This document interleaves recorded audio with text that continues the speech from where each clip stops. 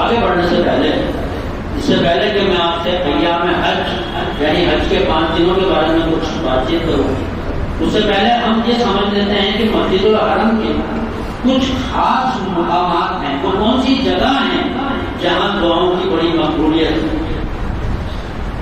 دیکھیے، سب سے امپورٹنٹ جگہ جو ہے مسجد الحرم میں کعبۃ اللہ،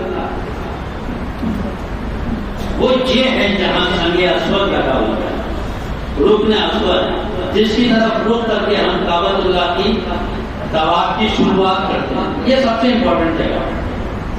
اس کے پاس میں آپ دیکھیں گے کہ یہ سنگ اسود اور کعبۃ اللہ کا دروازہ، اس کے بیچ میں یہ 3 فٹ کی جگہ ہے۔ آپ لوگوں کو دکھ رہی ہے کعبۃ اللہ کا دروازہ اور یہ سنگ اسود، اس کے بیچ میں یہ 3 فٹ کی جگہ ہے، اسے ملتزم کہا جاتا ہے۔ اس پر لپٹ کر چمٹ کر دعائیں مانگنے کی بڑی مقبولیت ہے۔ کئی حدیثوں میں یہ بات ملتی ہے کہ آپ صلی اللہ علیہ وسلم نے اپنا سینہ مبارک ملتزم پر رکھا دعائیں مانگی ہیں۔ اس پر دعائیں مانگنے کی بڑی فضیلت ہے۔ اگر آپ کو موقع ملے تو چوکنا مت، یہاں لپٹ کر چمٹ کر دعائیں ضرور مانگنا۔ بھیڑ زیادہ ہو تو آس پاس بھی مت بھٹکنا ورنہ کچل دیے جاتی ہے۔ اس کی سیدھ میں کھڑے ہو کے بھی دعائیں کی جا سکتی ہیں، ملتزم کی سیدھ میں کھڑے ہو کے بھی دعائیں کی جا سکتی ہیں۔ تیسری سب سے امپورٹنٹ جگہ ہے کعبۃ اللہ کا دروازہ، اس کی چوکھٹ پر لٹک کر دعائیں مانگنے کی بڑی مقبولیت ہے۔ چوکھٹ آپ کی ہائٹ سے اونچی ہے، جب آپ اس پہ لٹکیں گے تو آپ پینڈولم کی طرح سے جو ہل رہے ہوں گے، زمین سے آپ کے تلوے اوپر ہوں گے۔ اس پر کئی دیکھیں گے آپ، کئی لوگ اس پر لٹکے ہوئے دعائیں کر رہے ہوں گے۔ موقع ملے تو چوکنا مت، اور بھیڑ زیادہ ہو تو میں پھر کہہ رہا ہوں آس پاس بھی مت جانا ورنہ کچل دیے گا۔ اس کی سیٹ میں کھڑے ہو کے بھی دعائیں مانگی جا سکتی ہیں۔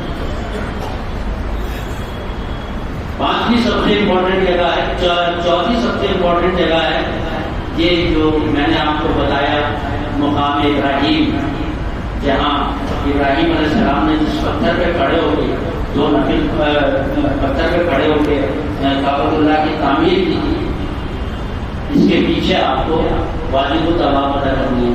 5ویں امپورٹنٹ جگہ ہے حدیم، یہ جو کعبۃ اللہ کے سائڈ میں آدھا ڈی بنا ہوا ہے، گولا، آدھا گولا، اس جگہ کو حدیم کہا جاتا ہے۔ کعبۃ اللہ میں نے بتایا مختلف اوقات میں، مختلف زمانوں میں کعبۃ اللہ کی تعمیر ہوئی۔ پہلے کعبۃ اللہ کتنا بڑا تھا، یہاں تک کا تھا پہلے کعبۃ اللہ۔ آپ صلی اللہ علیہ وسلم کے زمانے میں جب کعبۃ اللہ کی تعمیر ہوئی تو اللہ تعالیٰ نے قریش مکہ کے دماغ میں یہ بات ڈالی کہ اس میں وہ پیسہ کام میں لیا جائے جس میں بیاج شامل نہ ہو۔ اس دور میں جب آپ صلی اللہ علیہ وسلم مکہ میں رہتے تھے تب تک بیاج حرام نہیں ہوا تھا، بیاج حرام ہوا ہے ہجرت کے بعد۔ یہاں جب آپ صلی اللہ علیہ وسلم رہا کرتے تھے اور کعبۃ اللہ کی جب تعمیر ہوئی تب تک بیاج حرام نہیں ہوا تھا، قریش مکہ بیاج کا دھندا کیا کرتے تھے، لیکن اللہ تعالیٰ نے اس کے ذہن میں یہ بات ڈالی کہ اس میرے گھر کی تعمیر میں وہ پیسہ کام میں لیا جائے جس میں بیاج شامل نہ ہو۔ جب پیسہ اکٹھا کیا گیا تو فنڈ کم پڑ گیا، تو یہ ہوا کہ کعبۃ اللہ کو چھوٹا کر دیا، تو یہ جگہ باہر نکال دی گئی۔ حدیم کی جو جگہ ہے اس کو باہر نکال دیا گیا۔ در حقیقت یہ جگہ کعبۃ اللہ کے اندر شامل ہے۔ اس میں 2 نفل پڑھنے کا ایسا ثواب ہے جس سے آپ نے کعبۃ اللہ کے اندر 2 نفل پڑھی۔ یہاں آپ دیکھیں گے کہ ایک پرنالہ نیچے گر رہا ہے جسے میزاب رحمت کہا جاتا ہے۔ کعبۃ اللہ کی چھت پر جب برسات کا پانی گرتا ہے تو وہ اس نالے سے نیچے آتا ہے۔ اس نالا جہاں گر رہا ہے اس کے بالکل نیچے یہاں اسماعیل علیہ السلام کا مصلی ہوتا تھا۔ کوشش کریں کہ یہاں 2 نفل ضرور پڑھیں اگر موقع ملے تو۔ اگر سعودی ایڈمنسٹریشن حج کے دوران میں آپ کو اس کی اجازت دے دیتا ہے اندر نفل پڑھنے کی، چوکنا مت۔ یہاں 2 نفل پڑھنے کا ایسا ثواب ہے جیسے آپ نے کعبۃ اللہ کے اندر 2 نفل پڑھے. 7ویں امپورٹنٹ جگہ ہے رکن اسود اور رکن یمنی کے بیچ کی جگہ، ما بین رکنین. آپ صلی اللہ علیہ وسلم جب تک مکہ میں رہے تب تک مسجد اقصی کی طرف، بیت المقدس کی طرف رک کر کے نمازیں پڑھی جاتی تھی. آپ صلی اللہ علیہ وسلم جب تک مکہ میں رہے بیت المقدس کی طرف رک کر کے نمازیں پڑھی جاتی تھی، لیکن آپ صلی اللہ علیہ وسلم کو کعبۃ اللہ سے بڑی محبت. وہ اپنی نمازیں ہمیشہ یہاں پڑھا کرتے تھے، ماں بین رکنین، ان دونوں رکنوں کے بیچ میں، سنگ اسود اور رکن یمنی، اس کے بیچ میں. تو کعبۃ اللہ بھی بیچ میں آ جاتا تھا اور رخ بھی بیت المقدس کی طرف ہو جاتا تھا. کوشش کریں کہ اپنی نمازیں یہاں پڑھیں. کیا پتا آپ کی پیشانی اس جگہ ٹک جائے جب میرے پیارے نبی کریم صلی اللہ علیہ وسلم کا سجدہ مبارک ہوا. کوشش کریں کہ اپنی نمازیں یہاں پڑھیں. 7ویں اور آخری جو سب سے امپورٹنٹ جگہ ہے وہ ہے صفا پہاڑی. صفا پہاڑی پر کھڑے ہو کر کعبۃ اللہ کی طرف رخ کر کے مانگی گئی ہر دعا اللہ تعالیٰ قبول کرتا ہے.